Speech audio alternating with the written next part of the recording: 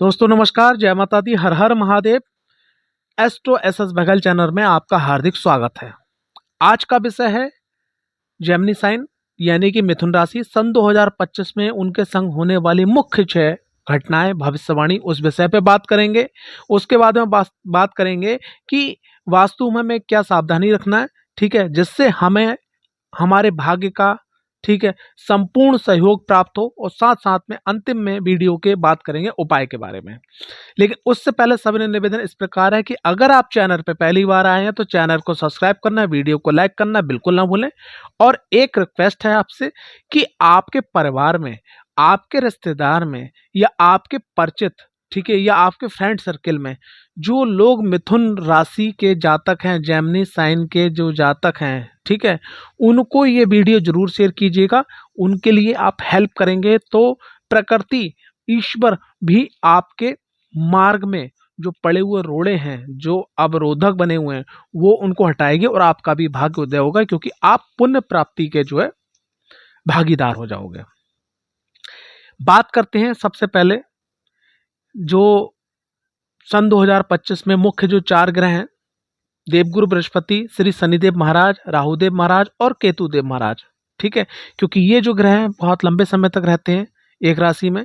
तो सबसे पहला जो परिवर्तन होने जा रहा है वो होने जा रहा है आपके भाग्य भाव में। जो इस समय शनिदेव महाराज चल रहे हैं वो कर्म भाव में चले जाएंगे, यानी 11 नंबर से 12 नंबर में, यानी कुंभ राशि से मीन राशि में चले जाएंगे। पहला परिवर्तन 30 मार्च को ये हो रहा है। दूसरा परिवर्तन ये हो रहा है कि आपके 12वें भाव में जो देवगुरु बृहस्पति चल रहे हैं वो आपकी चंद्र राशि पे आ जाएंगे, यानी कि मिथुन राशि में आ जाएंगे। उसके बाद में जो केतुदेव आपके चल रहे हैं चतुर्थ भाव में, यानी कि 6 नंबर राशि में, ठीक है, वो 5 नंबर राशि यानी सिंह राशि में आ जाएंगे, कन्या राशि को छोड़कर। और जो राहुदेव आपके केंद्र में बैठे हुए हैं वो आपके त्रिकोण में आ जाएंगे, यानी केंद्र में बैठे हुए हैं 10वें घर में, कर्म क्षेत्र में, वो आ जाएंगे आपके भाग्य भाव में। तो ये मुख्यतः जो है 4 ग्रहों के परिवर्तन से क्या बहुत बड़ा इफेक्ट पड़ेगा उस विषय पे बात करेंगे। और साथ ही साथ बात करेंगे क्या कि आपके जो भविष्य की 6 मुख्य घटनाएं हैं। तो अब बात करते हैं सबसे पहले मुख्य जो घटनाएं हैं उस विषय में। घटनाओं के बाद में, भविष्यवाणी के बाद में वास्तु सावधानी के बारे में बात करेंगे और उसके बाद में अंतिम में उपाय के बारे में। तो वीडियो के एंड तक आप बने रहिएगा। जैसा कि मैंने आपको बता दिया कि राशि परिवर्तन होने के बाद में इस प्रकार से ये योग बनेगा। तो सबसे पहले बात करते हैं पहली भविष्यवाणी की। 15 मई को जब देवगुरु बृहस्पति आपकी राशि पे आएंगे, यानी मिथुन साइन में आ जाएंगे, ठीक है, जैसा कि आप चार्ट में देख रहे हैं, तो जो लोग मिथुन राशि वाले लोग हैं अभी तक उनका जैसे शादी के से संबंधित रिश्ते नहीं बन रहे थे, ठीक है, या रिश्ते आ रहे थे, टल रहे थे, लेकिन अब रिश्ते आने शुरू हो जाएंगे और शादी के पूर्णतः आपके योग बन जाएंगे, ठीक है। और आपकी शादी देवगुरु बृहस्पति के इस परिवर्तन से हो ही जाएगी, अगर आपकी अभी तक रिश्ते नहीं आ रहे थे। पहली भविष्यवाणी। दूसरी भविष्यवाणी यह है कि 18 मई को जब 18 मई को जब राहुदेव का जो परिवर्तन होगा, तो राहुदेव परिवर्तन करने के बाद में कुंभ राशि में प्रवेश करेंगे, तो राहुदेव की एक दृष्टि पड़ेगी जो आपके 3 नंबर साइन पर पड़ेगी। तो उस दृष्टि के कारण क्या है कि आपके मन में जो है शक पैदा होना, कड़वाहट पैदा होना, तो ये कारण आपके दाम्पत्य जीवन में, जिन लोगों की शादी हो चुकी है, जिन लोगों की इस समय तक शादी हो जाएगी, तो दाम्पत्य जीवन में जो परेशानी और कड़वाहट पैदा होगी, ये इसके कारण आप स्वयं होगे। तो आप अपने मन को भ्रमित ना होने दें कि ये जो घटना हो रही है, इस घटना को आप अपने मन को भ्रमित ना होने देने से आप रोक सकते हैं। दूसरी भविष्यवाणी। तीसरी भविष्यवाणी यह है कि राहुदेव जब राशि परिवर्तन करके जाएंगे कुंभ राशि में, तो एक चीज है, उन चीजों को आपको संभाल कर रखना है। पहली चीज ये है कि पिताजी से बहस ना करें। दूसरी, मांगलिक कार्य, जैसे घर के अंदर शादी है, विवाह है, ठीक है, या एनिवर्सरी है, बच्चे का जन्मदिन है, ठीक है, या आपका कोई पूजा पाठ का अनुष्ठान है, ठीक है, या कोई आप अच्छा काम करने जा रहे हैं, इन्वेस्टमेंट करने जा रहे हैं, ठीक है, या किसी को पैसा देने जा रहे हैं या लेने जा रहे हैं, तो वहाँ पर आप थोड़ा जल्दबाजी ना करें, ठीक है? जल्दबाजी नहीं करना है, पूरी विवेक के साथ में, धैर्य के साथ में आपको काम करना है। अगर आपने विवेक, धैर्य और छोड़ दिया, जल्दबाजी में काम किया, तो आप नुकसान को खुद आमंत्रण दे देंगे। तो इस चीज को भी आपको कंट्रोल में रखना है। ये आपकी तीसरी भविष्यवाणी है मिथुन राशि वालों के लिए। चौथी भविष्यवाणी यह है कि 30 मार्च के बाद में जब शनिदेव महाराज परिवर्तन करके, जैसा कि आप वीडियो पे देख रहे हो, ठीक है, आपके कर्म क्षेत्र में आ जाएंगे, तो जो लोग खाली बैठे हुए हैं, ठीक है, अभी तक, या जिन लोगों को काम नहीं मिल पा रहा, या जिन लोगों का काम स्थिर नहीं हो पा रहा, काम धंधे, नौकरी, जॉब, व्यापार को लेकर दिक्कत आ रही है, तो वो उनका काम अब धीरे धीरे धीरे धीरे चलना शुरू हो जाएगा। और जो लोग खाली बैठे हुए हैं, जो लोग करना तो बहुत कुछ चाह रहे थे लेकिन हो कुछ नहीं पा रहा था, घर वाले लोग उनको निठल्ले बोले थे, ठीक है, तो वो निठल्लापन समाप्त हो जाएगा, आप कार्य करने लगेंगे, आप लगातार आगे बढ़ने चले जाएंगे, क्योंकि आपके शनिदेव कर्म क्षेत्र में जाएंगे। पांचवी जो भविष्यवाणी है वो ये है कि देवगुरु बृहस्पति जब 15 मई को आपकी राशि में प्रवेश करेंगे, तो उनकी पंचम जो दृष्टि पड़ेगी, वो आपके पंचम दृष्टि जो पड़ेगी, उससे क्या होगा, जब वो लगन पे बैठे हैं तो पंचम दृष्टि पड़ेगी, ठीक, तो पंचम दृष्टि से संतान, जो लोग कंसीव नहीं कर पा रहे, तो वहां मदद मिलेगी देवगुरु बृहस्पति की, संतान कंसीव होगी। संतान से कुछ कष्ट मिल रहा था तो वो समाप्त होगा। संतान कहना नहीं मान रही थी तो कहना मानना स्टार्ट कर देगी। ज्ञान में आपके वृद्धि नहीं हो रही थी, ज्ञान में वृद्धि होने लगेगी, ठीक है।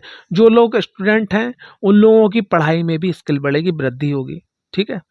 उसके बाद में क्या है कि आपके देवी देवता पितृ, ठीक है, इन लोगों की भी विशेष कृपा आपको प्राप्त होगी। साथ ही साथ क्या है कि नवम जो दृष्टि पड़ेगी वो भाग्य भाव पे पड़ेगी, तो भाग्य में भी वृद्धि होगी। और जो कहते नहीं है कि जब भाग संवारने पे आता है तो चीजें अपने आप ही ऑटोमेटिक संवरने लगती हैं।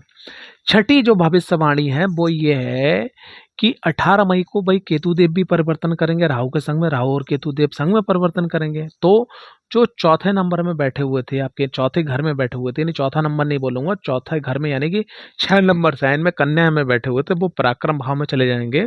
तो इससे क्या था, अभी तक जैसे आपकी माँ के संग में कोई प्रॉब्लम थी स्वास्थ्य को लेके, ठीक है, या आप माँ समान जिनको मानते हैं तो उनको स्वास्थ्य से संबंधित प्रॉब्लम थी, या आप जो है गाड़ी लेना चाह रहे हो, मकान लेना चाह रहे थे, या मकान रेनोवेट करवाना चाह रहे हो, या जो है गाड़ी आपकी बहुत समय से खराब चल रही थी लेकिन उसको सोचा आपने कुछ पैसा लगा सकते हैं, यानी कि जैसे कुछ जिसको बोलते हैं शौक, सुख, सुविधा आप अर्जित करना चाह रहे थे लेकिन उसमें रुकावट आ रही थी, लेकिन अब वो रुकावट समाप्त हो जाएगी।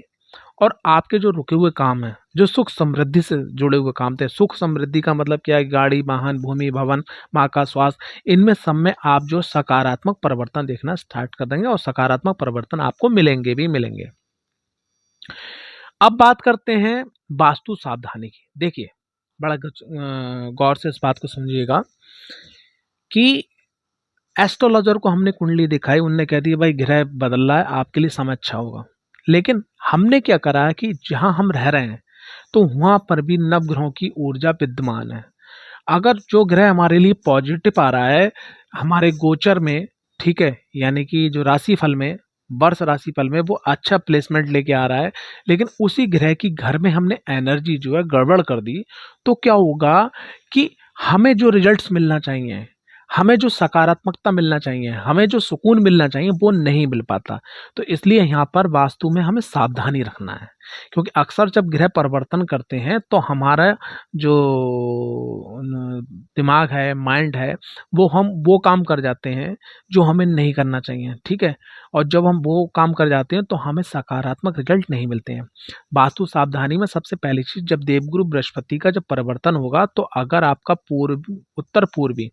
उत्तर पूर्वी ईशान कोण में अगर कोई वास्तु दोष है तो उसको आप समाप्त कर दें। जैसे वास्तु दोष और उत्पन्न ना होने दें। वास्तु दोष क्या हो सकता है, लैट्रिन, सेप्टिक टैंक, गंदगी, स्टोर रूम, कोना वो कटा हुआ, ठीक है, या वहाँ पर बहुत ज़्यादा भारी सामान, ठीक है, या वहाँ पर जो है लाल रंग होना, ठीक है, ऑरेंज रंग होना, ठीक है, या कत्थई होना, या डार्क शेड होना, ठीक है, या पुराना कबाड़ा रखना होना, अगर ऐसी कोई चीज़ है तो वहाँ पर आप जो है उसको हटाइएगा, वास्तु के अनुकूल लेके आइएगा, ईशान कोण को मजबूत कीजिएगा, क्योंकि देवगुरु बृहस्पति आपकी राशि से गोचर करेंगे, यानी आपके मस्तिष्क से गोचर करेंगे। अगर यहाँ पर इस प्रकार की वास्तु दोष है तो आपकी बौद्धिक क्षमता जो है संपूर्ण रूप से समाप्त हो जाएगी, या आप ऐसे कार्य करोगे जिस कार्य की आपने स्वयं भी उम्मीद नहीं की होगी। दूसरी चीज बात करते हैं कि आपके कर्म क्षेत्र में शनिदेव महाराज परिवर्तन करेंगे, तो पश्चिम जो वेस्ट माना जाता है वो शनिदेव के अधिपत्य में आता है वास्तु के अकॉर्डिंग।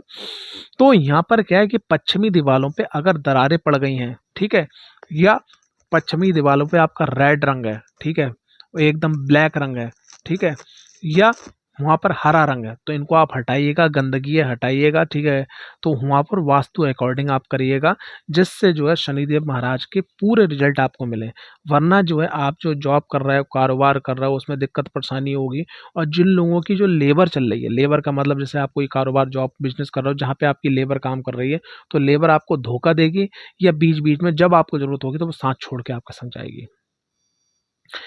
राहु और केतु का परिवर्तन होगा, तो राहुदेव आपके जो हैं आ जाएंगे, क्या बोलते हैं, नवम भाव में, केतुदेव आपके पराक्रम भाव में चले जाएंगे। तो पहले सबसे पहले राहु की बात करें, राहु भाग्य भाव में आएंगे तो भाग्य को वृद्धि करेंगे। लेकिन अगर इसी बीच में आपके घर के अंदर साउथ वेस्ट एरिया में, ठीक है, किसी प्रकार का जो वास्तु दोष उत्पन्न हुआ, जैसे मैंने ईशान कोण बताया, सेम यहाँ पर वास्तु दोष उत्पन्न हो गया, तो राहु देव बनाने की जगह पे बिगाड़ना शुरू कर देंगे। और यहाँ आपने सुन रखा है वीडियो में कि साहब राहु देव बहुत कुछ देने वाले हैं, या और वीडियो में सुन रखा है, और उधर आपका वास्तु दोष घर से उत्पन्न हो गया, तो फिर कल की डेट में वो क्या होगा कि ये सब जो लोग बताते हैं वो होता नहीं है। तो वहां पर क्या है कि घर से गलती ये पैदा ना हो, ठीक है। दूसरी चीज क्या है, केतु देव जो है आपके पराक्रम भाव में जाएंगे।